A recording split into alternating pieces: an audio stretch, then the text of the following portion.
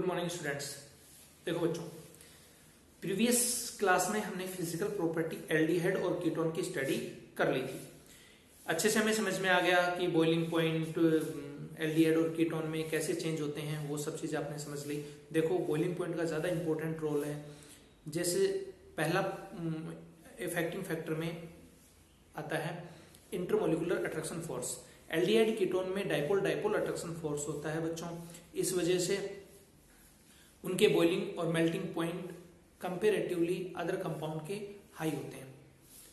जिनमें hydrogen bonding बनेगी उनसे तो लो रहेंगे, लेकिन जिनमें वन डोर अट्रैक्शन फोर्स है उनके कंपेरेटिवली हाई रहेंगे।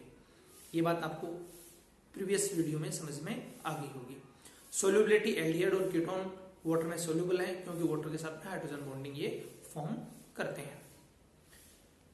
ठीक, स्मेल एल्डिहाइड लोअर एल्डिहाइड हैं वो अनप्लीजेंट स्मेल के होते हैं, लेकिन हायर एल्डिहाइड और कीटोन्स वो प्लीजेंट ओडोर के होते हैं, प्लीजेंट स्मेल के होते हैं।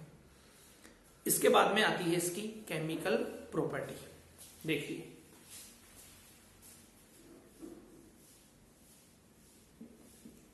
केमिकल प्रॉपर्टीज, रासायनिक गुणधर्म। यानी एल्डिहाइड और कीटोन कौन कौन सी रासायनिक अभिक्रियाएं ये प्रदर्शित करेंगे, कौन कौन सी केमिकल रिएक्शंस को शो करेंगे, वो हम इस वीडियो में पढ़ने वाले हैं।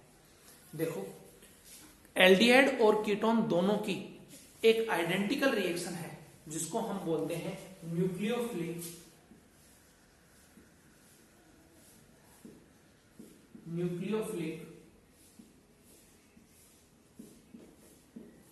Addition reaction. नाभिक स्नेही योगात्मक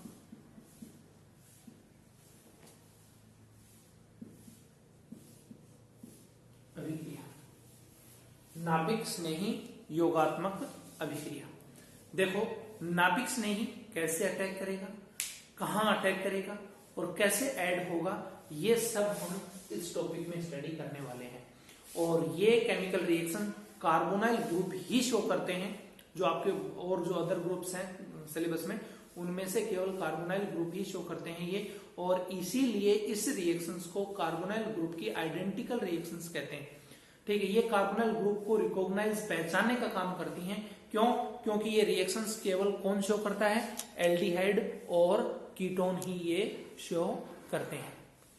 ठीक है, देखो, नेम से समझ में आया, न्यूक्लियोफिलिक एडिशन रिएक्शन। रिएक्शन मतलब reactant convert into product. That addition मतलब ऐड होगा। एडिशन का मतलब क्या है? ऐड होगा। कौन? न्यूक्लियोफाइल। न्यूक्लियोफाइल ऐसी स्पीसीज जिसका negative charge, all negative charge species are nucleophile. सभी ऋणात्मक जो स्पीसीज हैं जो इलेक्ट्रॉन को डोनेट कर सकती हैं, जिनके पास लोन पेयर ऑफ इलेक्ट्रॉन्स है, वो सब क्या है? नाभिक स्नेही है, न्यूक्लियोफाइल है। अब देखो, नाभिक स्नेही पे नेगेटिव चार्ज है तो ऑब्वियसली ये वहां अटैक करेगा जहां पर पॉजिटिव चार्ज होगा। और पॉजिटिव चार्ज जितना आप इंक्रीज करेंगे, जितना इंक्रीज होगा, रिएक्टिविटी उतनी ही फास्ट होगी और रिएक्टिविटी उतनी ही इंक्रीज होगी टुवर्ड्स न्यूक्लियोफिलिक एडिशन रिएक्शन। समझ गए? कार्बोनाइल ग्रुप की जब आप स्ट्रक्चर देखते हैं तो कार्बोनाइल ग्रुप ये होता है। मैं दोनों की बात कर रहा हूं, both of aldehyde and ketone. ये स्ट्रक्चर है। हमें पता है carbonyl group is a polar group, polar compound. समझ गए? पोलर है, इट मींस इसमें डाइपोल है, टू पोल्स है, एक पॉजिटिव एक नेगेटिव। क्या होगा कि इसके इलेक्ट्रॉन यहां पर शिफ्ट हो जाए तो बच्चों ये नेगेटिव और ये वाला पॉजिटिव क्या बन जाएगा? C single bond O positive negative, और ये वैलेंस एल्डिहाइड और कीटोन, ये कार्बोनाइल ग्रुप का पोलर स्ट्रक्चर है। समझ गए? अब देखो, यहां पर पॉजिटिव चार्ज जनरेट हो रहा है। देखो बच्चों, यहां पे पॉजिटिव चार्ज जनरेट हो रहा है तो Nu माइनस जो है वो इस कार्बन पर अटैक करेगा, इस कार्बन पर अटैक करेगा। जो ये नेगेटिव चार्ज है वो इस कार्बन पर अटैक करेगा, ठीक है, और ये प्रोडक्ट बनाएगा। कैसे?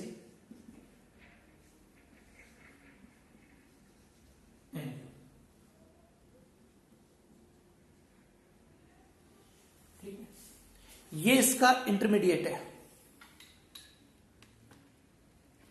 ये क्या है? इसका इंटरमीडिएट है। इसकी स्ट्रक्चर टेट्राहेड्रल है। कैसी स्ट्रक्चर है? टेट्राहेड्रल, चतुष्फलकीय है।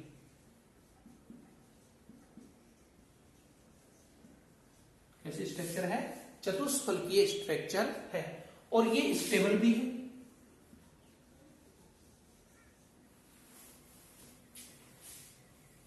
कैसी है? ये स्टेबल भी है, स्थायी भी है। स्थायी क्यों है? क्योंकि ऑक्सीजन ने अपना ऑक्टेंट कंप्लीट कर लिया है। देखो 8 इलेक्ट्रॉन हो गए, 2 4 6 और 8 इलेक्ट्रॉन हो गए हैं, इस वजह से ये स्टेबल भी है। अब ये क्या करेगा? H प्लस को गेन करेगा और क्या बना देगा? OH।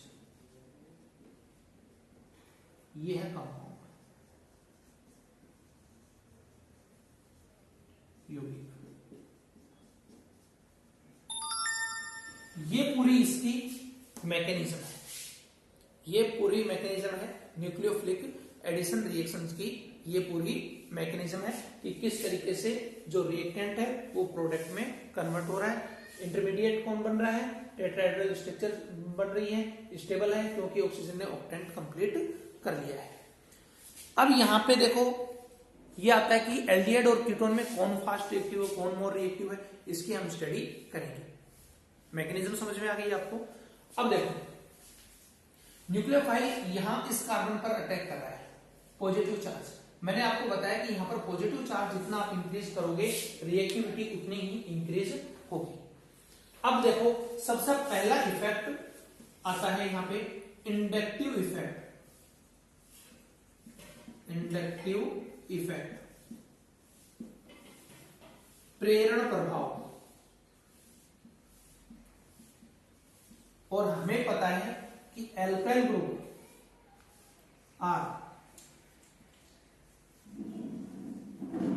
एल्काइल ग्रुप का प्रभाव होता है plus I. Plus I it means electron donating group.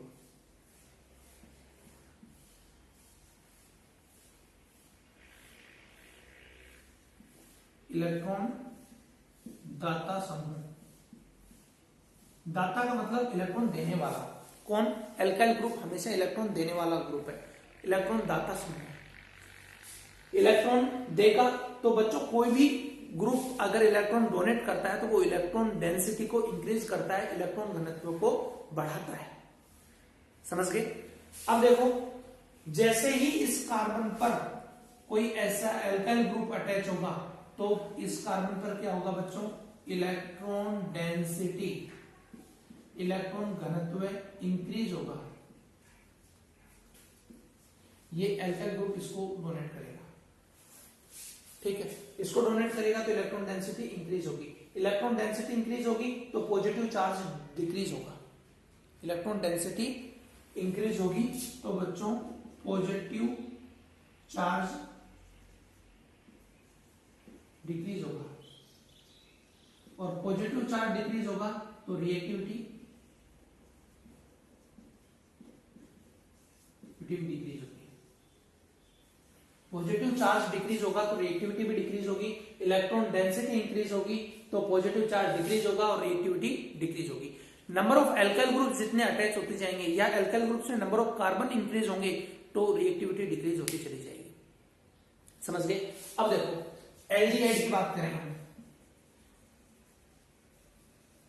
Aldehyde में दो एल्काइल ग्रुप्स हैं, सॉरी सिंगल एल्काइल ग्रुप्स हैं, एक H है,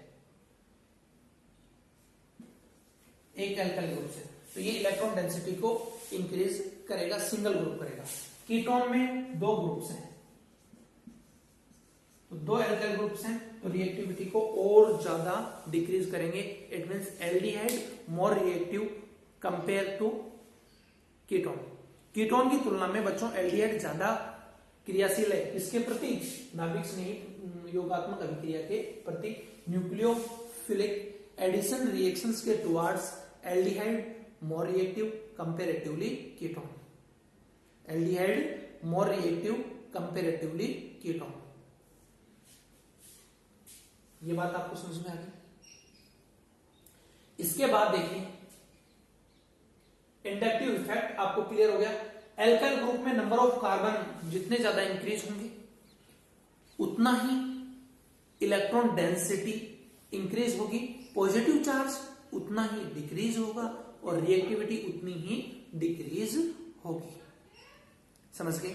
एल्काइल ग्रुप में अगर 3 डिग्री एल्काइल ग्रुप है, 3 डिग्री है, 2 डिग्री है, 1 डिग्री है, तो 3 डिग्री इलेक्ट्रॉन डेंसिटी को और ज्यादा इंक्रीज करेगा कंपेरेटिवली 2 डिग्री और 1 डिग्री, तो रिएक्टिविटी और डिक्रीज होगी।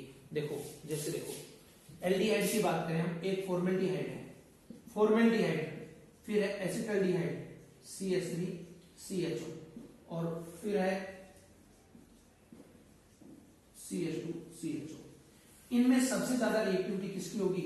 सबसे ज्यादा, तीनों एल्डिहाइड है लेकिन फॉर्मेल्डिहाइड सबसे ज्यादा रिएक्टिव है। क्यों? क्योंकि उसमें नंबर ऑफ एल्काइल ग्रुप 0 है, इसमें नंबर ऑफ एल्काइल ग्रुप 0 है, इसमें नंबर ऑफ एल्काइल ग्रुप 1 है, इसमें भी 1 है, लेकिन यहाँ पे नंबर ऑफ कार्बन 2 है, यहाँ पे नंबर ऑफ कार्बन, इसमें एल्काइल ग्रुप में नंबर ऑफ कार्बन 1 है, इसमें नंबर ऑफ कार्बन 2 है, तो इसका प्लस आई इफेक्ट ज्यादा रहेगा कंपेरेटिवली इसके, तो इसलिए रिएक्टिविटी इसकी इन दोनों में कंपेयर करें तो इसकी रिएक्टिविटी ज्यादा है। ये बात भी आपको समझ में आ गई।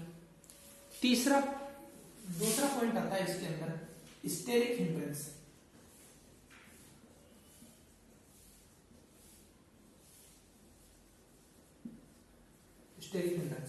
स्टेरिक हिंड्रेंस मतलब क्या होता है कि बच्चों हिंदी में बोलते हैं त्रिविम बाधा।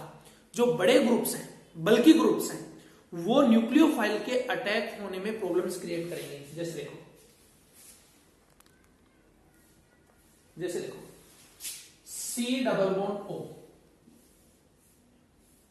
यहां अटैच है CH3 और यहां पे भी CH3, और एक में यहां पे अटैच है H और यहां पे है CH3। देखो बच्चों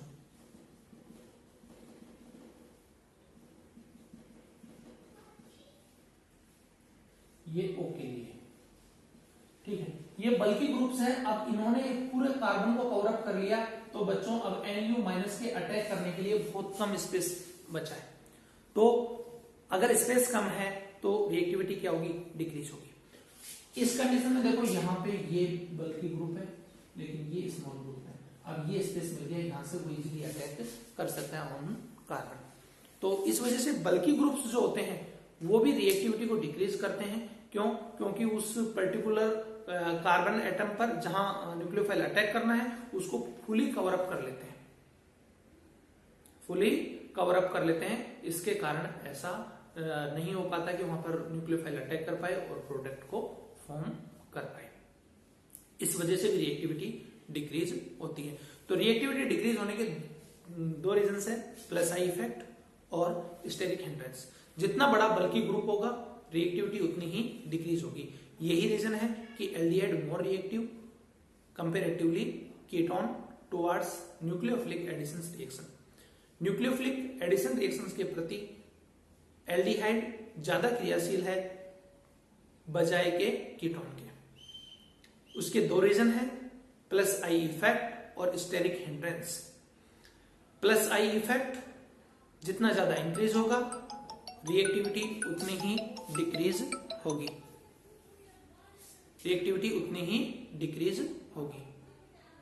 ये बात आपको समझ में आई।